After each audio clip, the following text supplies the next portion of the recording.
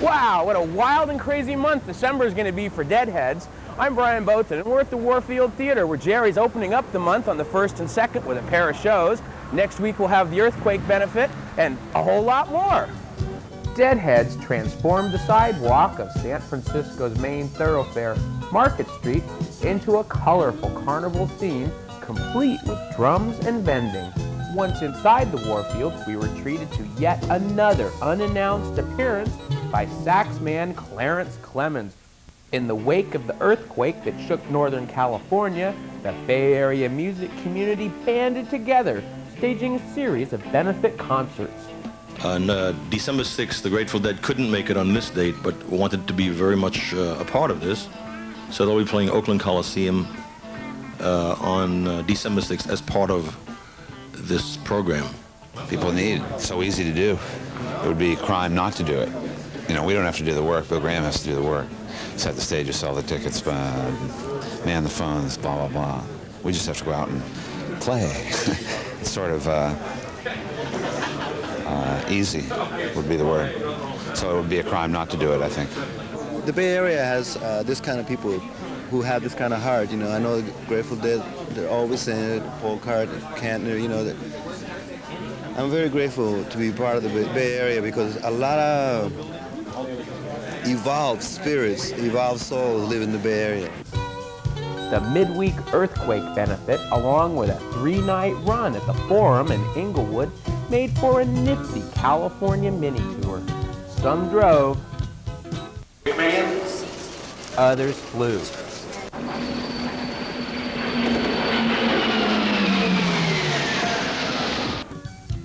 And the trip was worth it, for Friday night at the Forum saw the first California Help on the Way in over 4 years.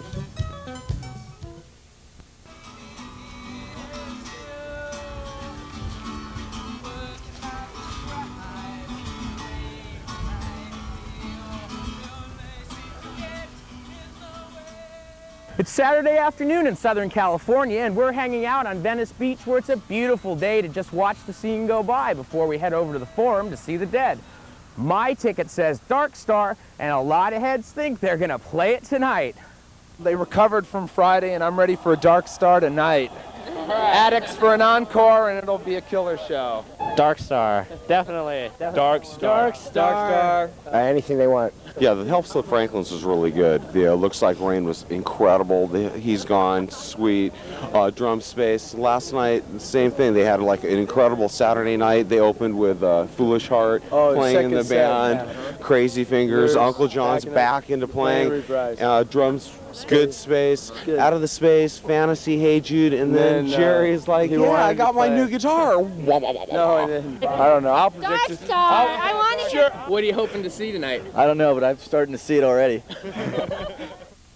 But the band decided to save the Dark Star for another day.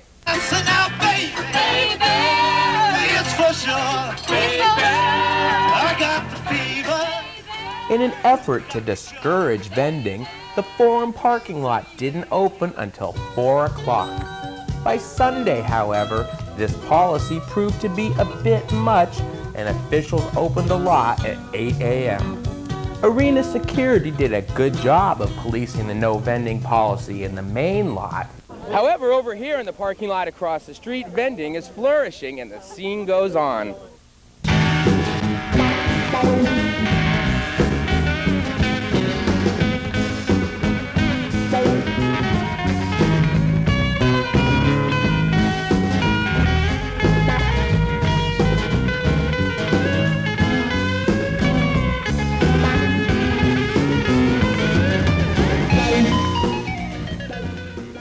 A new Deadhead tradition, Sunday night at the Forum, has become synonymous with special guests, like Bob Dylan and Spencer Davis last February. This time round found Spencer Davis back on guitar, joining the Dead for Easy Rider and I'm a Man to close the first set. Bruce Hornsby, accordion in hand, took the stage with the boys for the second set, opening up with a surprise Jack Straw, followed by China Rider. Bruce also played on Women Are Smarter, Good Lovin', and the encore of Baby Blue.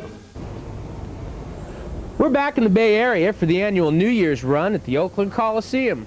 Yeah, there's a lot of different ways to get across the bay to Oakland from the city, and tonight we're going to check out the ride on the bus from Shanghai Kelly's. The San Francisco bar with a Deadhead proprietor began chartering buses to local Dead shows as a safe and fun alternative to driving. Owner Mark Jennings. Besides that, this is number, I think, 11. We've done this 11 times. We go to Shoreline, Kaiser's, and Oakland Coliseum. We charge $20 a head, and that covers all the partying cost of the beers and stuff. And then we give $5 to out of the 20 to donate it to the Rainforest Network. Juice is coming. If you know what, non-alcoholic, there's Calistogas and Cokes and stuff like that. Let's rock and roll. Grateful Dead!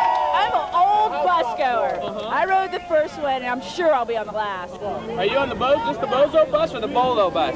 The Bozo. Bolo. That's all the way. It's a Bolo bus. We're going with these seats face backwards. We have a little party sector. It's a Bolo bus. This bus came by and I got on. I'm glad I'm here.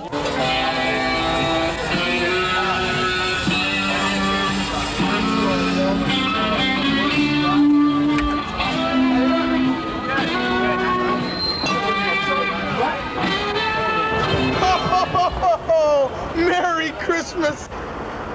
Wow, this is the greatest way to come to a show. No hassle, no problems. We're here. Let's go check out the show.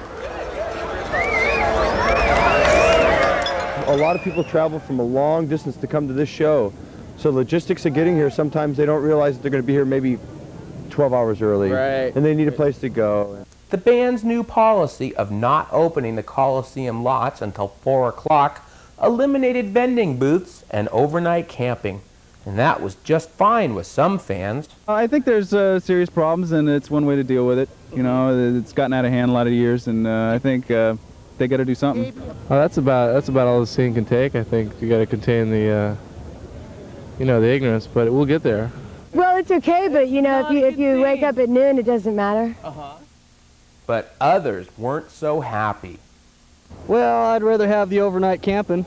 I like the overnight camping a whole bunch more than being run out of here, because there's not really any hotels around here for anybody to get to. The first day there was such a mess out near the AMPM. I think they learned their lesson because they opened the parking lot earlier today, but it was a hassle for the cops, I think. It's a joke. Come on. I mean, they should be opening this place up a little bit earlier because they're really creating a bad scene on the street. Everybody's hanging out at the Days Inn selling stuff. Everybody's hanging out on the street selling stuff, and it's making the whole scene look bad over there. And we may lose this place too because of that. With no on-site camping, hotels were full, and Deadheads literally turned the nearby Days Inn upside down. Days Inn manager Rose Fari. Yeah, this year was a little bit worse than previous years due to the fact that the Coliseum did not open their parking lots so that people could either camp there or hang out there all day long, and therefore we kind of became the stomping grounds this year for everybody. We had a lot of damage to our property here. We had hotel signs removed. We had a lot of defecating and vomiting in the stairwell, selling their wares in our parking lot. We had quite a party up on our roof. Some of the Deadheads who are, I think, older and have been following the Grateful Dead for a long time are a little bit more subdued and don't really want to make trouble for anybody. They're just coming to hear music and see people and so forth. I think it's people younger who maybe have more recently been participating in this event who just really don't understand or don't care. It's not that we don't like the business. We're here to be in business and to cater to our guests' needs. We just really need a little bit of cooperation from people. Good luck finding a ticket. Cool. We have it. Get them. Got one Good. yesterday for $20. One of the nice things about the New Year's run is we get a day off between shows. This year it falls on Friday the 29th. With the Neville Brothers playing here at the Warfield, the Deadheads are flocking to the show, and there'll be no rest for the wicked tonight. And down at the Psychedelic Shop, former Dead keyboardist Tom Constantin played to a full house.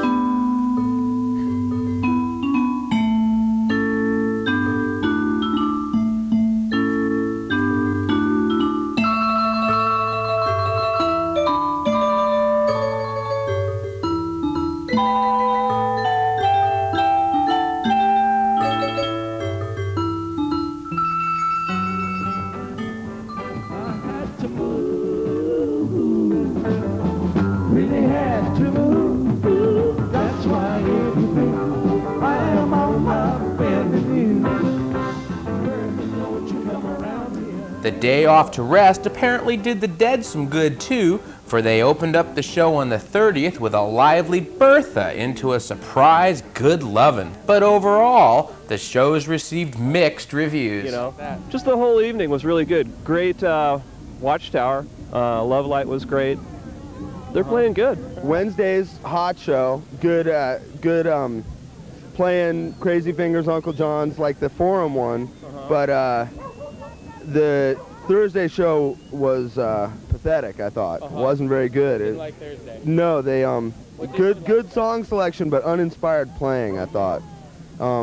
And I left actually during Space on Thursday. Well, I still think the first one was the best. I thought they played the most energetic. I was really happy with the second set last night. The Estimated Terrapin was really classic. I thought for a second, I thought I heard Jerry going into Dear Mr. Fantasy there, and that was nice, you know, nice surprise there. Anything else stand out? I was appreciative to see Airtoe play with them last night. We're looking forward to the Star, though. Tonight's the night. Tickets for the end of the decade performance were scarce. Tonight, I'm really discouraged by the lack of tickets. There are people that are just, we heard a guy over there offering $1,000 for a ticket. You know, several $100s is really common, and I just think it's, you know, it's too bad. I think the scene has been really bad here overall. There's just obviously not enough tickets to go around. There's a lot of people who are having a bad time because there aren't enough tickets to go around. I got a ticket. I'm stuck out in the parking lot, but I'll hear it on someone's. We got a radio, and it's going to be broadcast, so I'll hear it on the radio. So just hang out where there's a bunch of people and enjoy the music. New Year's festivities began with the Newgrass Revival and Bonnie Raitt.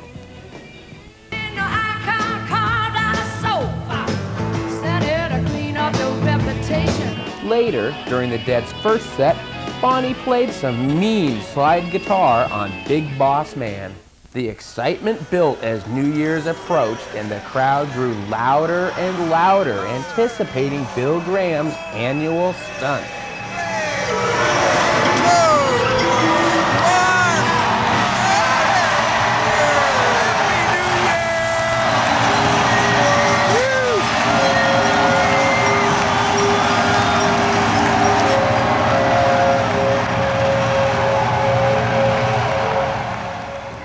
After opening the new year with Iko Iko and Victim or the Crime, the third song played in 1990 was just what Deadheads had been waiting years for.